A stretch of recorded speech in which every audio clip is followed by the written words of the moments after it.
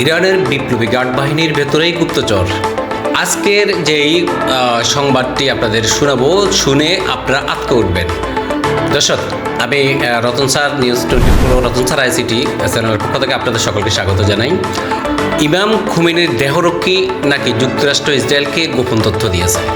সামাজিক যোগাযোগ মাধ্যমে ভাইরাল এই ভিডিও, কিন্তু আসল সত্য কি? এটি কি বাস্তব ঘটনা নাকি তথ্যযুদ্ধের নতুন অধ্যায়?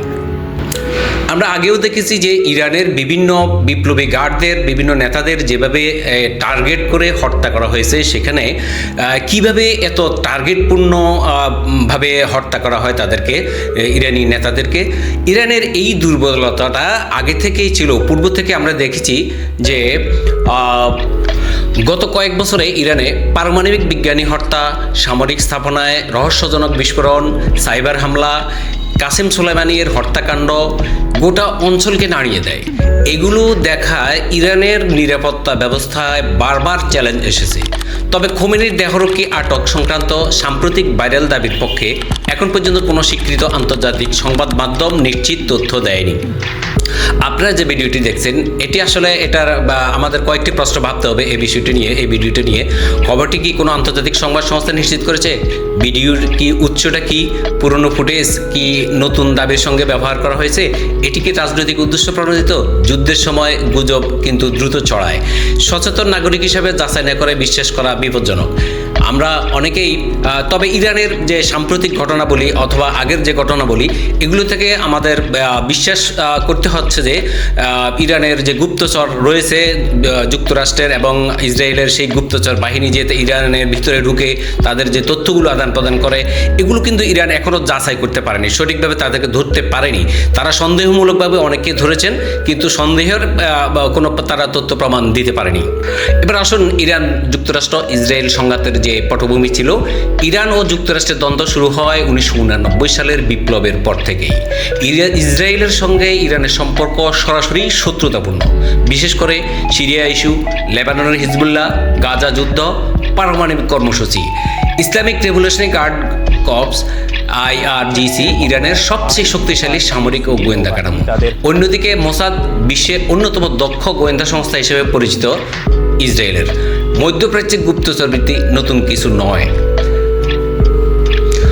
বর্তমান যুদ্ধ কেবল শুধু মিসাইল বা ড্রোনের নয়, এটি তথ্যযুদ্ধ, ভুয়া ভিডিও, এডিট করা ক্লিপ, পুরনো ঘটনার নতুন উপস্থাপন, রাজনৈতিক অস্থিরতা তৈরি করতে এমন ভিডিও ছড়ানো হয়। বিশেষজ্ঞদের মতে সামাজিক যোগাযোগ মাধ্যম এখন নতুন যুদ্ধক্ষেত্র। ইরান বর্তমানে হিজবুল্লাহ সমর্থন, ইয়েমেনে হুতিদের সমর্থন, গাজা ইস্যুতে অবস্থান, ইসরায়েলের সঙ্গে সরাসরি উত্তেজনা কয়েকবার চরমে উঠেছে। কিন্তু অভ্যন্তরীণ গুপ্তচর বৃত্তির প্রশ্ন ইরানের ভাবমূর্তিতে বড় ধাক্কা দিতে পারে। যদি এমন ঘটনা সত্য হয়, তবে তা হবে নিরাপত্তা কাঠামোর বড় ব্যর্থতা। আর যদি মিথ্যা হয়, তবে এটি মনস্তাত্ত্বিক যুদ্ধের অংশ। আমরা আগেও দেখেছি বিশ্বের বিভিন্ন মুসলিম দেশে গুপ্তচর বৃত্তির যে রহস্য, যে ইসরায়েলি যে গুপ্তচর রয়েছে মোসাদ, অত্যন্ত দক্ষতাপূর্ণ, তাদের অনেক ট্যালেন্টফুল দক্ষ বাহিনী আছে এবং তাদের যে গুপ্তচর বৃত্তি আছে, সেই গুপ্তচর বৃত্তি সারা বিশ্বব্যাপী স্বীকৃত। বিভিন্ন দেশে তাদের এই গুপ্তচর বৃত্তিতে তারা কিন্তু সফলভাবে দূর দূরান্তে ক্ষেপণাস্ত্র হামলা চালিয়ে তাদের সেই কাঙ্ক্ষিত লক্ষ্য অর্জন করেছে। আমরা আরও জানি যে মুসলিমদের মধ্যে, অর্থাৎ মুসলিম কান্ট্রিতে কিছু মুসলিম নামধারী কিছু বেঈমান থাকে, যারা এই মোসাদের সাথে সমন্বয় করে টাকা পয়সা নিয়ে, অর্থ নিয়ে তাদেরকে সাহায্য সহযোগিতা করে থাকে। ফলে সেই ক্ষেত্রে মুসলিমরা সহজেই কিন্তু বিশ্বাস করে, প্রত্যেকে একে অপরকে সহজে কিন্তু বিশ্বাস করে। সেই বিশ্বাসের জায়গা থেকে যে যারা এই সুযোগ সন্ধানী, তারা কিন্তু এটা লুপে নেয়, তারা কিন্তু এই তথ্যগুলো প্রচার করে থাকে। তা না হলে সরাসরি যুক্তরাষ্ট্র কিংবা এই ইসরায়েলের কোনো মোসাদের দ্বারা সম্ভব নয় যে সরাসরি সেখানে গিয়ে তারা তথ্য সংগ্রহ করবে। তারা গুপ্তচরের মাধ্যমে, অর্থাৎ ওই গুপ্তচর যে থাকে ওই দেশের প্রধান অথবা দেশের গোয়েন্দা বাহিনীর মধ্যে যে কোনো কাউকে বেছে নিয়ে তারা টার্গেট করে। সেই টার্গেটকে তারা ফিল আপ করার জন্য বিভিন্ন অর্থ, নারী অথবা বিভিন্ন সম্পদের লোভে তাদেরকে আটক করে। সেই জায়গা থেকে তারা বাধ্য হয় যে ওই রাষ্ট্রের গোপনীয় বিষয়গুলো তারা প্রচার করার জন্য বা গোপনীয় বিষয়গুলো তারা তাদেরকে সরবরাহ করার জন্য। সেক্ষেত্রে এই ধর্মীয় নেতা ইমাম খুমেনিকে হত্যার বিষয়টিও সেরকম মনোভাব মনে হচ্ছে সকলেরই। অর্থাৎ তিনি যখন এই এত বড় একটি রাষ্ট্রপ্রধান, তাদের এত বড় বিশাল একটা বাহিনী, তাদের যে তথ্য ফাঁকি দিয়ে তাদেরকে ফাঁকি দিয়ে যে তারা আক্রমণ করবে, 1 মিনিটের মাথায় তাদের নেতাকে, মহান নেতাকে তারা হত্যা করে ফেললো, এটা কি আপনার কাছে কেমন মনে হয়? দর্শক, আপনি বিচার করুন, এটা কি এত সহজে হয়েছে? নিশ্চয়ই খোমেনির আশেপাশে কোনো ব্যক্তি সেই তথ্য তাদেরকে সরবরাহ করেছে। এটা যে কেউ বিশ্বাস করবে। এখন আর সেই অবিশ্বাসের জায়গাটা এখন উঠে গেছে। কারণ ইরানের, আমরা যেহেতু জানি যে ইরানের 40 জন রেগুলেশনে গার্ড, এবং এর আগেও তারা যেই জায়গায়, যেই কক্ষে, যেই ভবনে তারা 10 তলা ভবন, 20 তলা ভবনে যেই কক্ষে তারা শায়িত ছিলেন, সেই কক্ষেই শুধুমাত্র হামলাটা হয়েছে, এরকমও আমরা দেখেছি।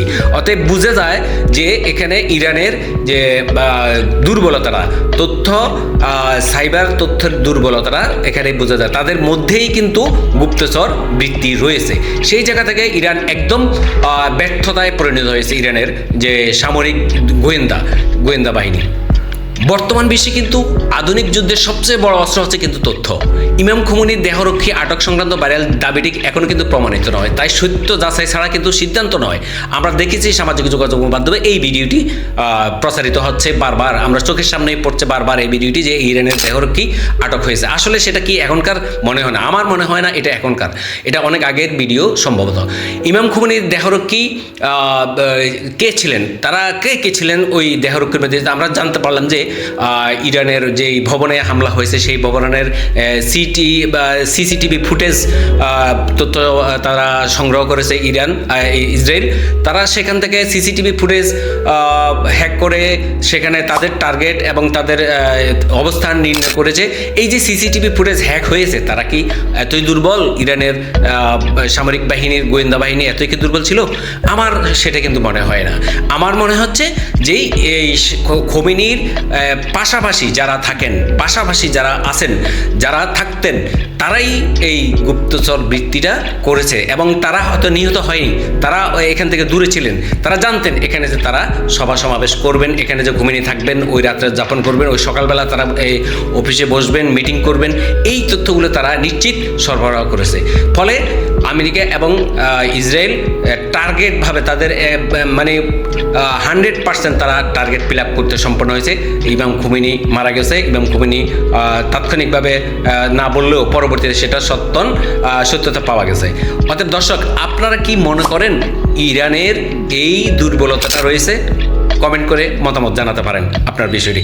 দর্শক, আমি বিশ্লেষণপূর্বক এই ভিডিওটি আপনাদের জ্ঞাতার্থ করেছি, যাতে এই ইমাম খুমেনির দেহরক্ষী আটক সংক্রান্ত যে ভাইরাল ভিডিওটি প্রচারিত হচ্ছে, সেটা আসলে এখনও সত্যতা সেটা যাচাই করা সম্ভব হয়নি। আমার এই ভিডিওটি যদি ভালো লাগে তাহলে লাইক, শেয়ার, কমেন্টস করে পাশে থাকুন। আমার YouTube channel Ratan sir ICT subscribe করুন। ভবিষ্যতে এ ধরনের ভিডিও পেতে সহযোগিতা করুন। আসসালামু আলাইকুম।